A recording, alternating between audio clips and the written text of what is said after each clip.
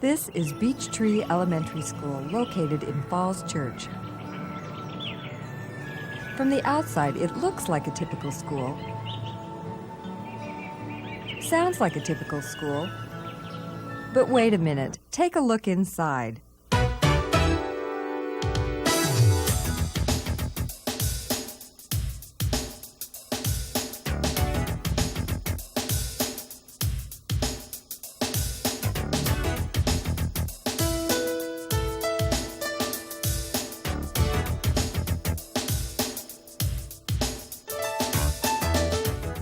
Is this a typical school? Judging from what we saw during our recent visit to Beech Tree, the answer would have to be no. Sure, the students are still doing plenty of reading, writing, and arithmetic, but with a new twist, fun. Principal Mary Barker explains the reasoning behind this concept. Students do need to be motivated to learn, and at Beech Tree, the teachers put a lot of effort into motivating our students and to involving them in the learning process. So as they leave Beech Tree, the whole idea that topics were integrated in a meaningful way to make learning come alive for them is something that we hope they'll take with them. To accomplish this goal, the staff at Beech Tree is practicing some basic strategies, getting the students involved through the use of hands-on activities, relating new concepts to familiar, real-life situations, and making the activities fun or interesting.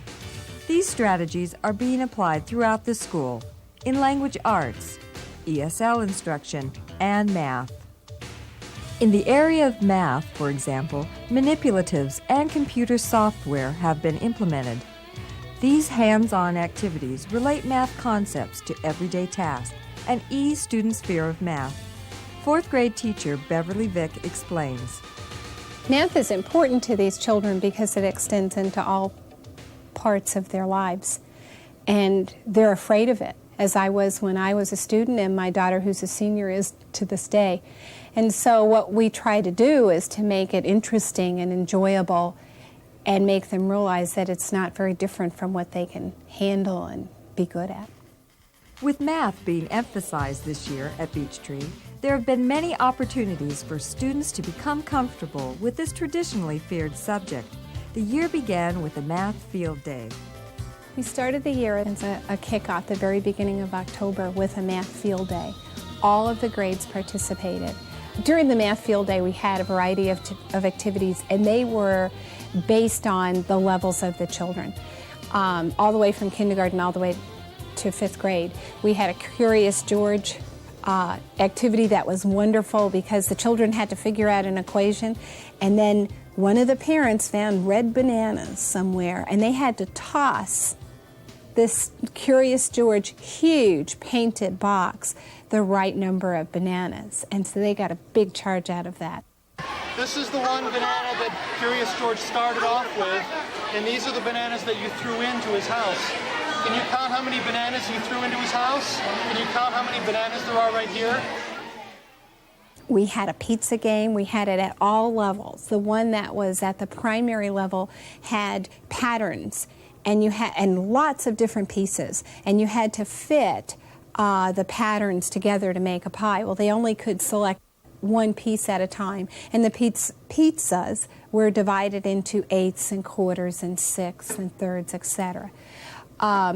We had a game very similar to musical chairs, and so the children would move with the music, but they had to key into a particular pattern and find a chair that met that goal.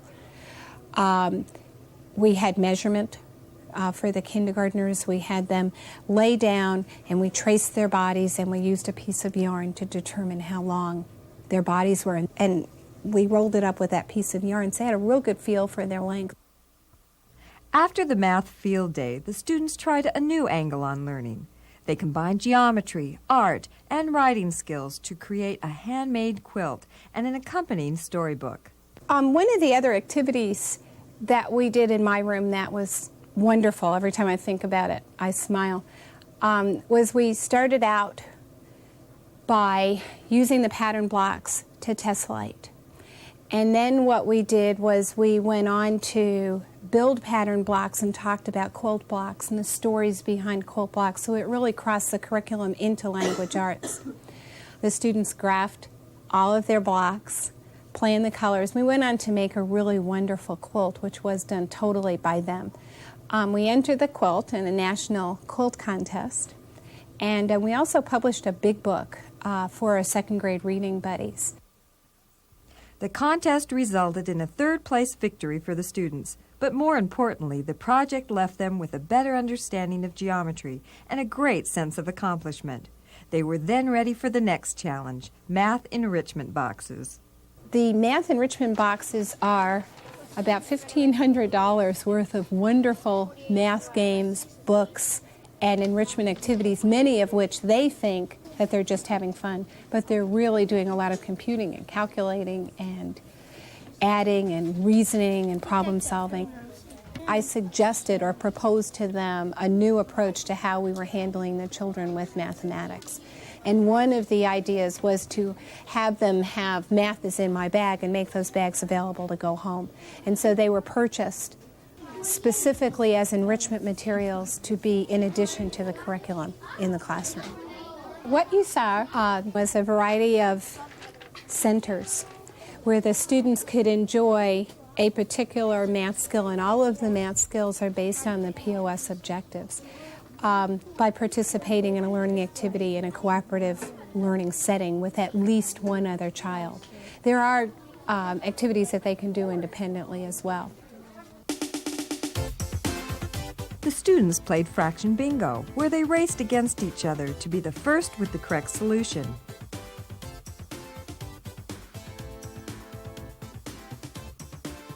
They puzzled over the fraction circle game, which involved piecing together fractions.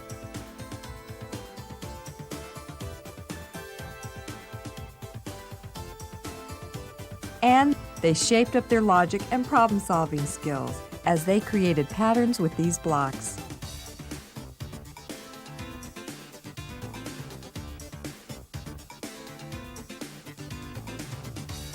These manipulatives serve as a supplement to the daily lessons, give students a different perspective on new concepts, and reinforce what the students have already learned. According to Vic, these manipulatives have accomplished the intended goals.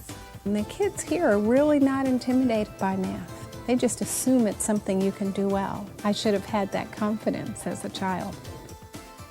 The same confidence can be found in Dana Clark's fourth grade class, where the students are utilizing computer software and their knowledge of billiards to develop skills of geometry, prediction, and problem solving. Today when you came in, we were using the computer in conjunction with manipulatives. So the class that we were doing today was using a program called Pooling Around, which is a problem solving software. And it was to show the kids that many things, that they can be doing problem solving on the computer, that they can use hands-on things to help them solve problem solving things, that the computer does not have to be something separate from hands-on kinds of situations. It doesn't have to be just mental. It can also be a manipulative kind of thing. And they said, well, we're going to see patterns. The ball is going to have certain things happen depending on what I do, and there are going to be patterns to that. And we're going to be looking at that today, seeing patterns. The idea was for the children to be able to make predictions after seeing patterns that were taking place from a cue ball being shot across a pool table. Once they had made several trials, which were really just guesses, they started to see a pattern emerging. And so much of numbers is patterns, so much of math is patterns. They were able to see a pattern emerging through this, and now they were able to make predictions based on that past pattern. And they used the graph paper they had and the cards they had to actually move themselves through the shots. And they started seeing that every time they shot, the ball actually went to a certain coordinate, and then it went 90 degrees to another coordinate. So they were bringing in geometry along with their patterns and predictions. And by the end of the lesson, they all had certain goals for the next day that they were going to use with their partner when they went individually to the computer to try to see if their predictions were actually correct. Combining computers and manipulatives with a game familiar to students falls right in line with the school objective to motivate students to learn. I hope the kids at Beech Tree feel great about math. I think it has to start with the teachers. What we convey to them is what they're going to pick up. I think that's a big part of it is our responsibility to make math come alive for them. And I really see that happening here. I think the teachers are trying to do that. They're constantly getting more information through in-services, through videotapes, through sharing with each other, and trying to convey that to the kids. And the enthusiasm level seems to be high.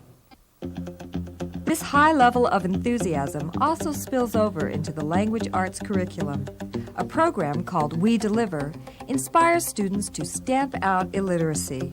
This theme was implemented by the U.S. Postal Service, who is sponsoring We Deliver.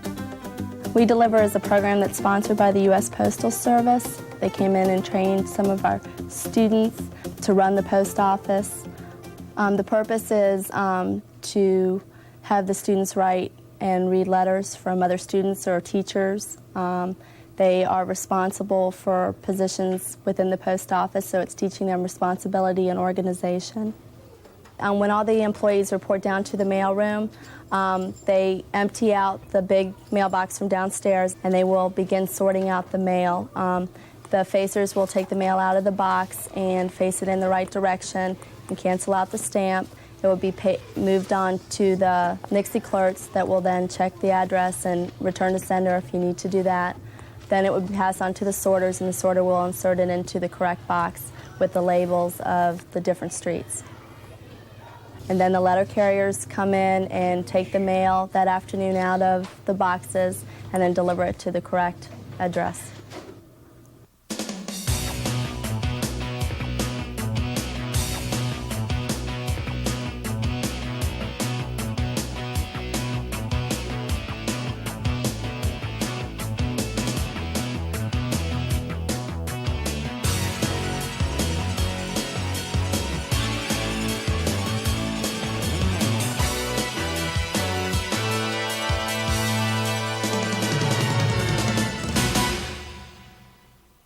After the mail has been delivered, a student from each class goes into the hall, retrieves the letters from the box, and distributes them to the class. The students then read their mail and write responses to friends, teachers, and pen pals. In the classroom, they begin by writing a draft, and several groups have older pen pals or younger pen pals that they like to write to. They continue on with this draft, and when they have their final copy, they go over to the directory and they take the address and write the address in the center of the envelope, and then at the top, at the corner, they would put the return address, purchase their stamp, and put their stamp on the corner of the envelope. The results of this operation? Students who understand organization, students who know how to properly address an envelope, and, most importantly, students who are enthusiastic about writing. This program has been a great success at Beech Tree, mainly because the students have been real responsible. They've been doing an excellent job. The whole post office is strictly run by students. The postmaster oversees the whole thing. The children are very motivated. They do a lot of writing, and they really enjoy getting their mail, and they're real anxious to write back letters to other people. They enjoy the reading and writing process, so they learn lots of different skills. This is a first-class program which helps students soar to their highest potential. Located at Watsat Way is a fourth-grade classroom where the Immersion program is in place. The Immersion program is part of the Learning Disabilities Demonstration Model.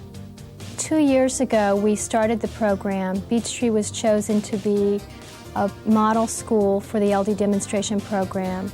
And at that time, we sat down and looked at the needs of our students, and we tried to figure out what types of programs we thought would meet those needs. And what we came up with was the Learning Lab and the Immersion model. The Immersion model integrates learning disabled students into the general education program. The goals of the program are to try and educate the learning disabled children and the regular education children in the same setting, and we feel that we're looking more at how the children are the same instead of how children are different. So we're trying to meet the needs of all the children and also trying to make them feel better about themselves by letting them see that they can do the same things that other children are doing. Who in the original story, whose view is the story told from? In the original, not this one. Amy? The pigs talk about it. Miss Watkins works together with the classroom teacher, Miss Satchel, to teach the daily lessons. This day, the lesson was in literature and writing. The class was comparing two versions of The Three Little Pigs, analyzing various elements of the two stories and writing their own fairy tales. So I think it's fun for the kids to see a different point of view and just try and look at things in a different way. And they really are enjoying working on the different stories. We have one student who's decided that Rumpelstiltskin is going to be Rapstiltskin. So they're starting to work on some creative ideas already.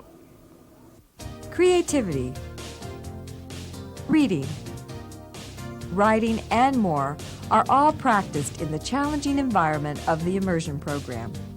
They see that they can excel in other areas. And I think that it's helpful also because the students challenge each other. And students who maybe otherwise wouldn't be motivated to work harder in math or work harder in reading, they're trying to do the same thing that the other students are doing. They see someone doing work that they think is hard, they want to do it too, so they try extra hard. The other portion of the LD demonstration model is the Learning Lab, which serves all grades except 4th. While the Immersion program provides the challenge of an integrated classroom, the Learning Lab provides a self-contained atmosphere where students can receive extra assistance. The Learning Lab is manned by myself and another learning disabilities teacher, Doug Schulte.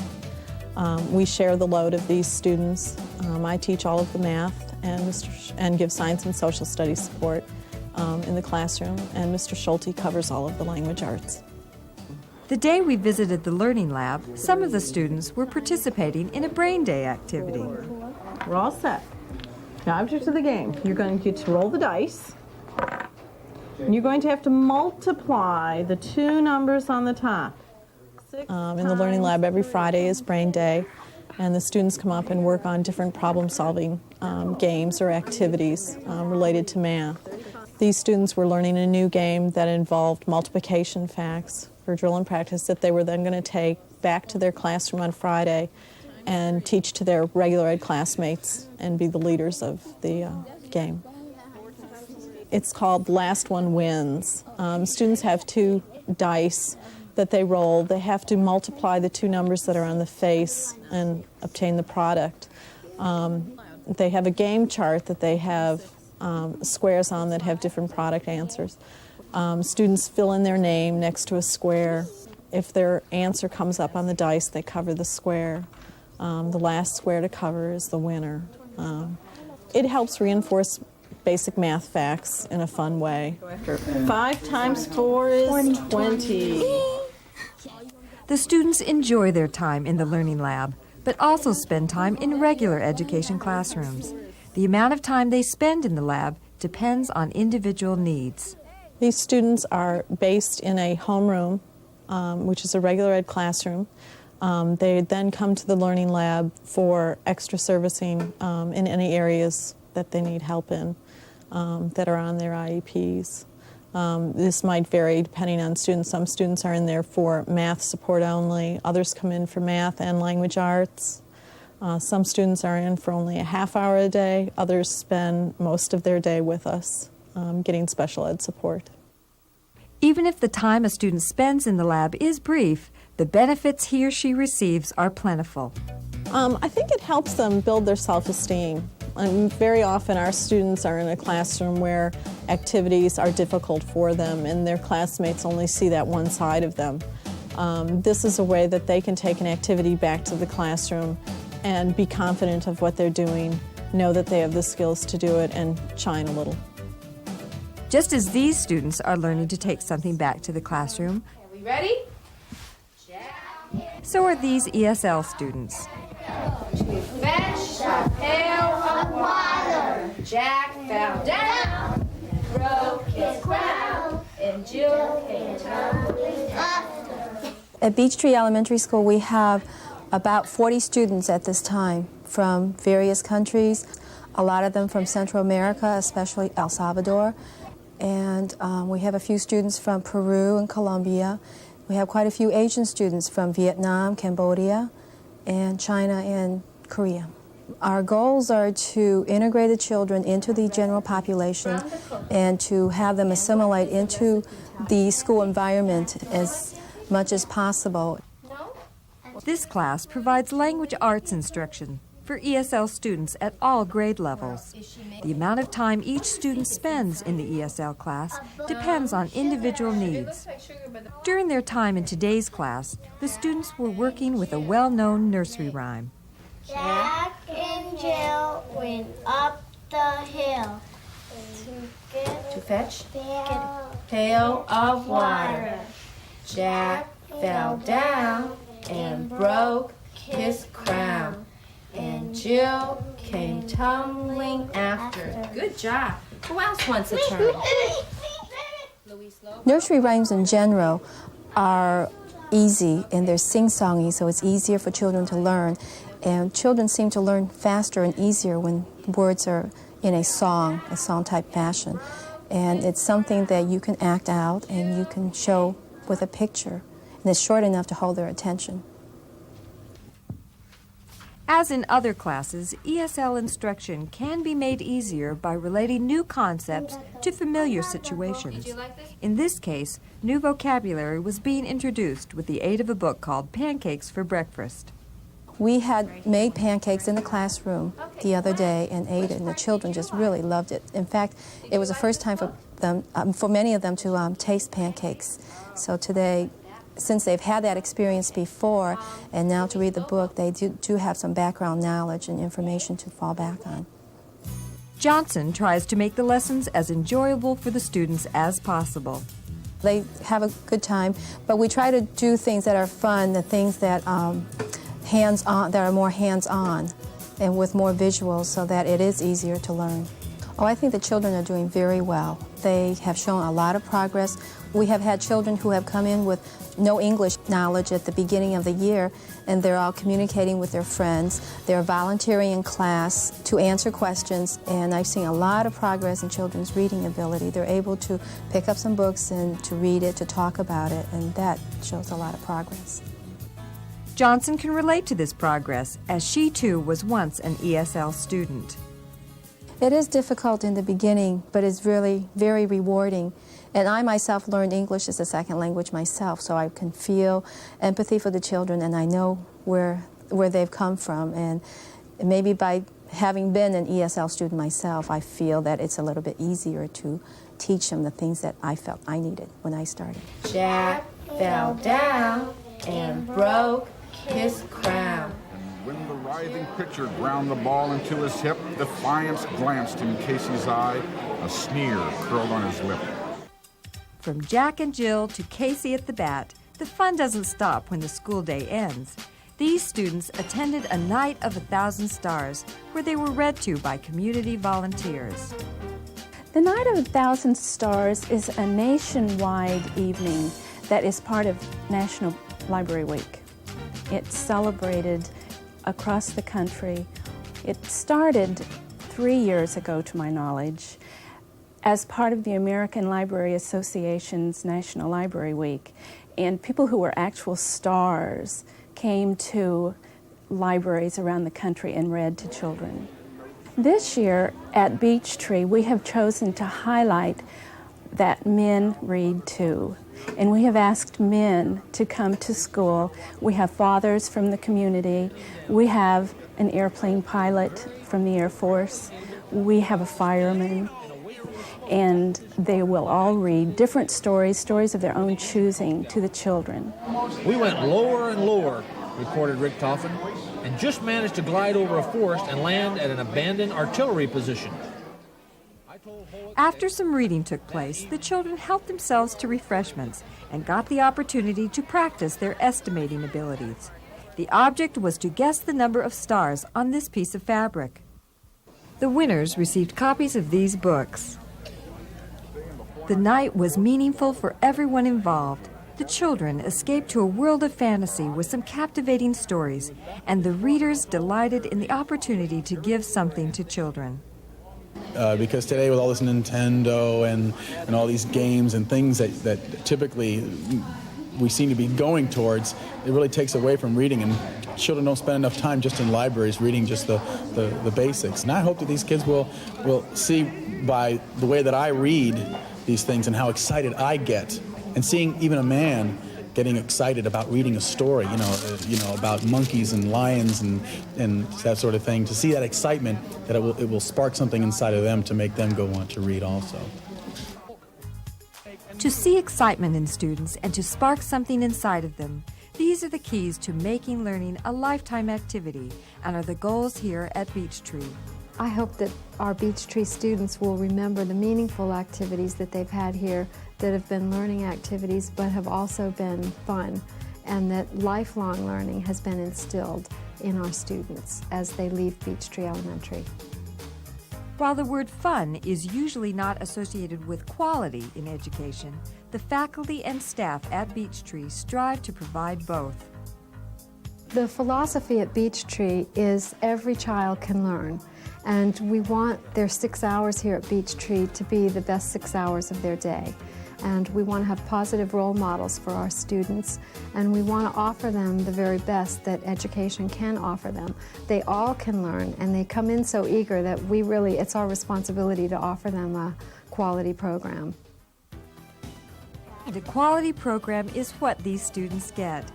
Beech Tree provides all the things of a typical school: math, science, and language arts. However, the school provides these things in a not-so-typical way. The faculty and staff strive to make the activities interesting and fun by relating new concepts to real-life situations, and by providing participation activities, manipulatives, computer software, and other hands-on activities. From the outside, the school looks ordinary, but on the inside, there's some extraordinary learning taking place.